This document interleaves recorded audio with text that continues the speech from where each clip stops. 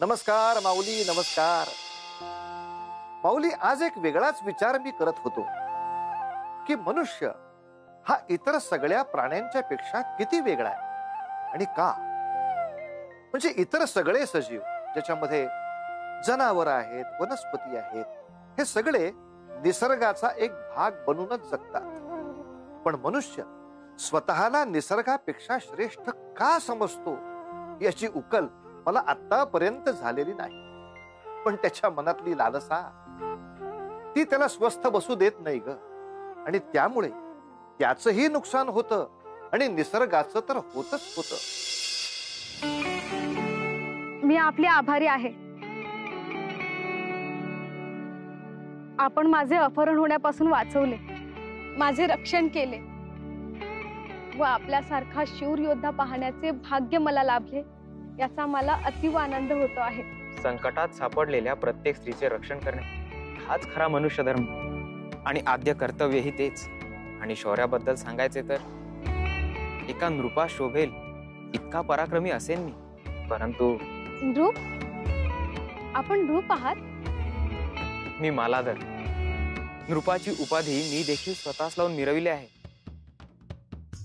परंतु एका दुर्दैवी युद्धात मला माझ्या साम्राज्याचा त्याग करावा लागला, स्वतःचा पराभव बघावा लागला.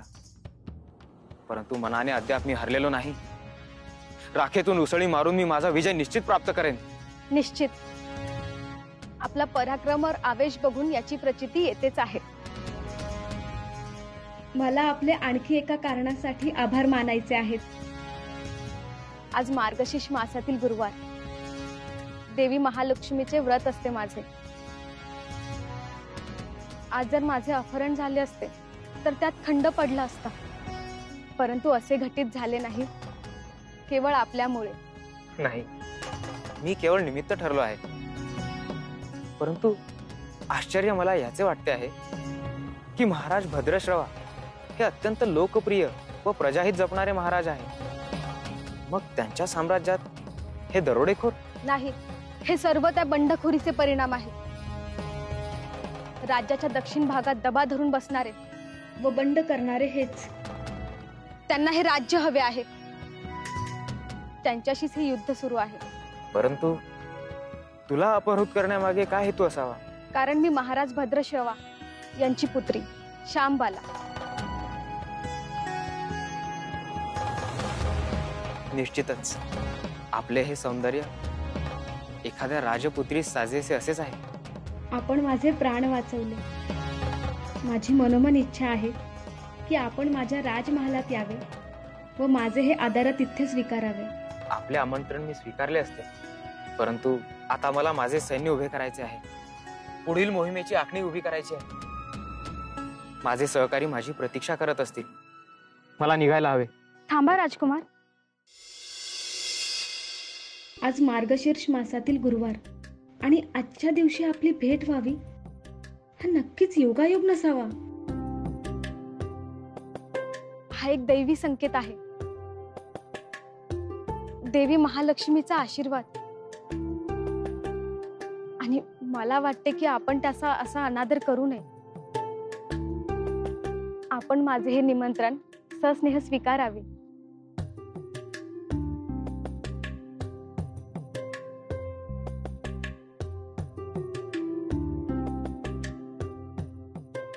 चला, मी आपणास सोडतो.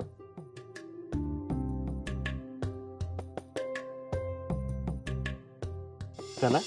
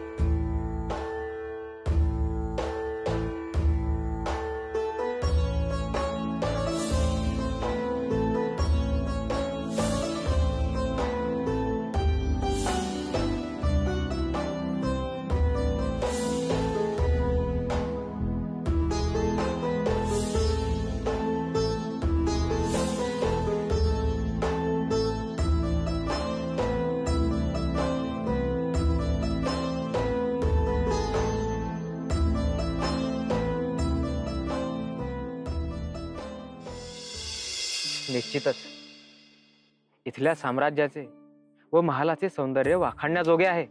होय तर आमच्या साम्राज्याची ख्याती सर्वदूर आहे. पुढे जाऊन तर आपण आणखी मोहरून जाल. परंतु मला असे वाटते आहे की आता येथून आपण जावे. अन्यथा अन्यथा काय? आपण असे का म्हणालात? कारण इथल्या प्रजेने, इथल्या मंत्री महोदयांनी आपल्याला असे पाहिले तर त्यांच्या मनात भलते सलते विचार जागृत होतील. विचार जसे की एक राज्य गमावून बसलेला राजा अशा महान साम्राज्याच्या राजपुत्रीशी संबंध जोडू पाहतो आहे. त्यातून तऱ्हेतऱ्हेचे अर्थ निघतील. माझ्या क्षमतावर शंका निर्माण केली जाईल. आपणास अद्वा तद्वा बोलले जाईल. म्हणू दे जे म्हणायचे आहे ते, काढू दे जे अर्थ काढायचे आहे ते. कारण जे सत्य आहे ते कधी ना कधी सामोरे येणारच ना.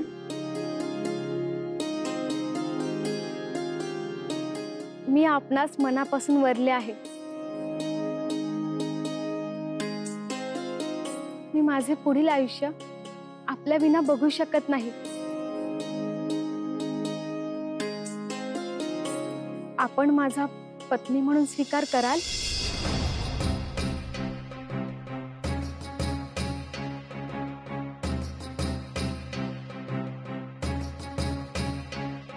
तुमची ही शांतता खूप काही सांगू पाहते आहे. माझे मन तुम्हाला स्वामी बनवण्यास आतुर झाले आहे. मला तुमच्या मुखातून उत्तर ऐकायचे आहे. तो अधिकार द्याल ना मला?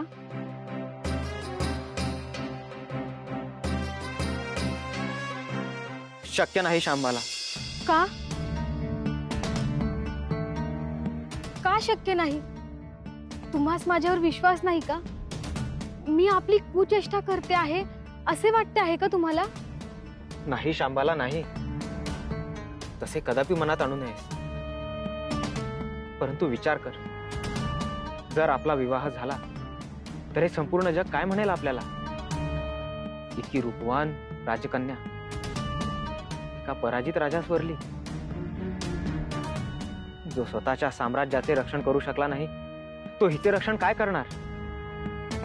नाही, हे ऐकण्याचे त्राण माझ्यात नाही, म्हणून सांगतो आहे. पण आपणास असे का वाटले की मी हा विवाहाचा प्रस्ताव एका राजासमोर ठेवला आहे? एका शूरवीर योद्धाचा पराक्रम बघून त्याच्या शौर्यावर मी भाळले आहे, ज्याने माझे रक्षण केले. हे जरी प्रत्यक्षात कोणी पाहिले नसेल तरी मी ते अनुभवले आहे. तर तुम्ही जगाची का चिंता करता आहात? तुम्ही मनापासून विचार करा. माझी अवस्था समजून घ्या आणि शांतपणे सांगा की तुमचे मन तुम्हास काय सांगते आहे ते.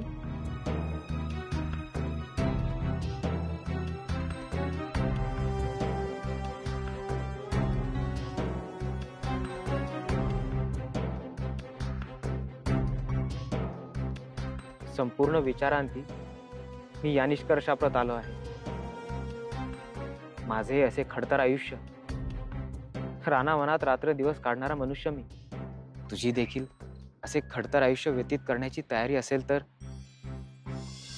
नाही, मी असा विचार करणे देखील योग्य नाही. का नाही? रास्त आहे तुमचे मत, तुमच्या अपेक्षा. परंतु सीतामाई देखील प्रभू श्रीराम यांच्यासोबत वनवासातील आयुष्य जगल्याच होत्या ना. मग मी का नाही?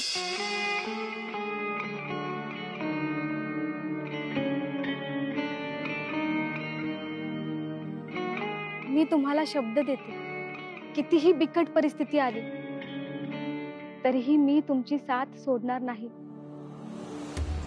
तुम्हास एकटे राहू देणार नाही.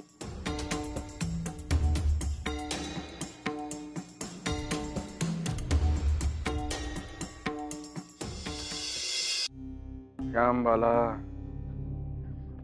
इवाना, इवाना माझ्या श्यामबालेला राजधानीच्या बाहेरही नेले असेल. पिताश्री, पुत्री पिताश्री पुत्री पिताश्री पिताश्री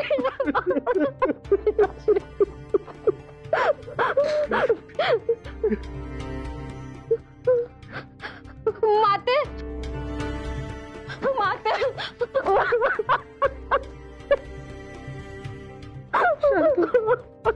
शांत हो बाळा.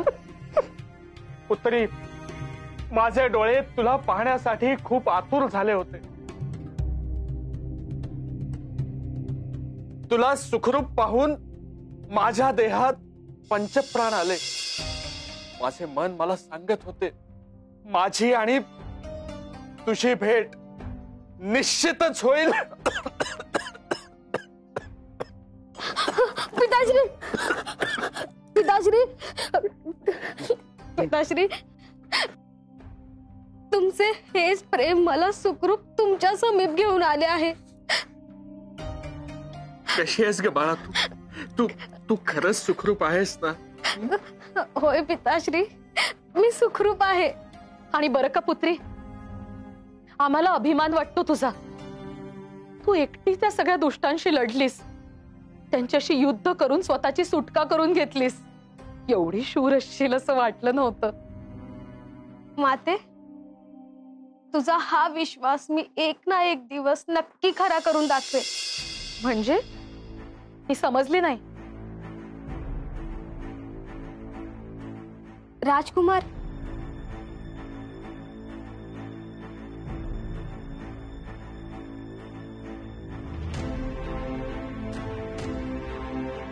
प्रणाम महाराज. श्यामबाला, हे वीर तरुण कोण आहेत? हे आपल्या राज्याचे वाटत नाही. पिताश्री, हे राजा मालाधर यांनीच माझी त्या दुष्टांच्या तावडीतून सुटका केली. हे जर योग्य वेळी तेथे आले नसते तर तुमची पुत्री आज जीवित नसती. पुत्र, मी महाराज, पुत्र तुमचे उपकार कसे मानू हेच मला समजत नाहीये. तुमच्या समोर माझे शब्द, द्रव्य सर्व काही क्षुद्र आहे. मी या जन्मात तुमचे उपकार फेडू शकलो तर स्वतःला भाग्यवंत समजेन. महाराज,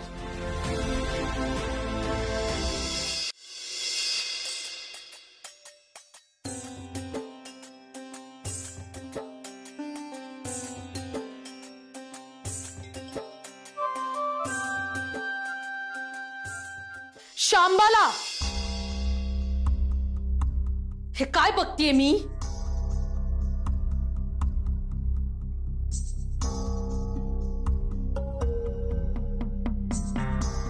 प्रणाम महाराणी. श्यामबाला पूजेमध्ये व्यग्र आहे, त्यात असा व्यत्यय आणणे उचित नाही. अंध नाही मी, सारे काही स्पष्ट दिसतेय. शांबाला, मी काय विचारतीये? नेमकं काय चाललंय तुझं? हा अनोळखी पुरुष, ह्याचं इथे आपल्या देवघरात असण्याचं काय प्रयोजन? त्याने तुझे प्राण वाचवले तर त्याला धन द्या, योग्य तो गौरव करा आणि इथून जाण्यास सांगा. काय विचारतीये मी?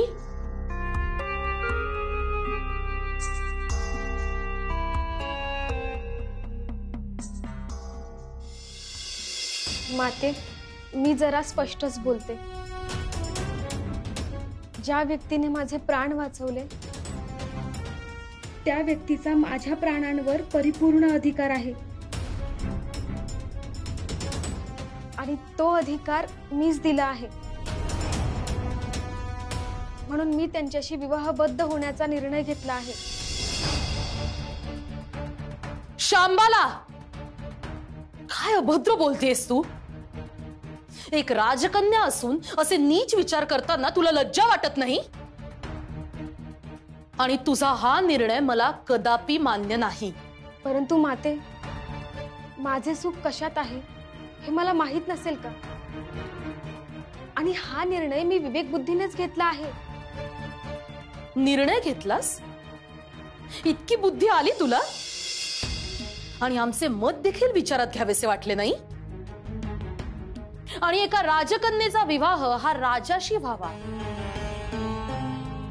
राजघराण्यात व्हावा, कुणा वनात भेटलेल्या सामान्य मनुष्यासोबत नव्हे. तुला मी निक्षून सांगतेय, तू जो हा विचार करते आहेस हा सोडून दे. कारण जे तू चिंतते आहेस ते घडणे केवळ अशक्य आहे. महाराणी, आपण मोठ्या मनाने आम्हा पुत्रांचा स्वीकार करावा. आम्ही तुमचीच लेकरे आहोत आणि आम्हास साक्षात देवी महालक्ष्मीचा आशीर्वाद लाभला आहे. त्याचा तरी आदर करावा. आणि माते, आम्ही एकमेकांना मनोमन स्वीकारले आहे. असे आणि इतके सारे असूनही या विवाहास आम्ही संमती नाही दिली तर? जर तू मान्यता नाही दिलीस तर तुमच्या अनुमतीशिवाय हे अश्वारूढ करून घेऊन जातील आणि त्याला माझी मान्यता असेल. तू तुझ्या मातेस असे उद्दामपणे उत्तर देतेस? याचे गंभीर परिणाम भोगावे लागतील. सैनिक, सैनिक, या व्यक्तीस तात्काळ कारागृहात डांबून ठेवण्यात यावे. महाराणी, महाराणी, माझं ऐकून तरी घ्या. महाराणी, महाराणी. माते, माते, अगं असं काय करतेस तू? माझ्या सुखाचा तरी विचार कर. माते, माते, माते.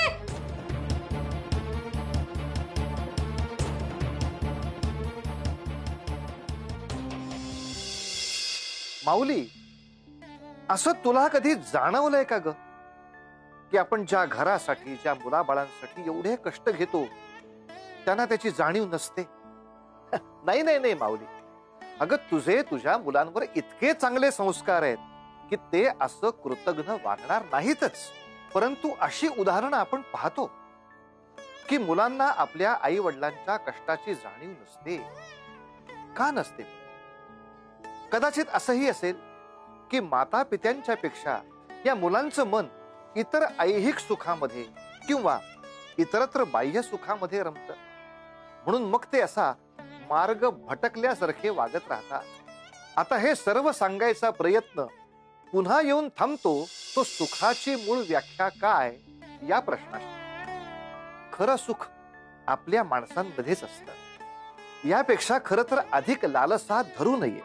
इतका सहज सोपा सिद्धांत पाळला तर आपलं आयुष्य नक्की आनंदी आणि समाधानी होईल. आता आपल्या कथेतील पात्रांना हे अंतिम सुख कसं प्राप्त होणार आहे ते बघूया पुढील भागात. पण तोवर उतू नका, मातू नका, घेतला वसा टाकू नका.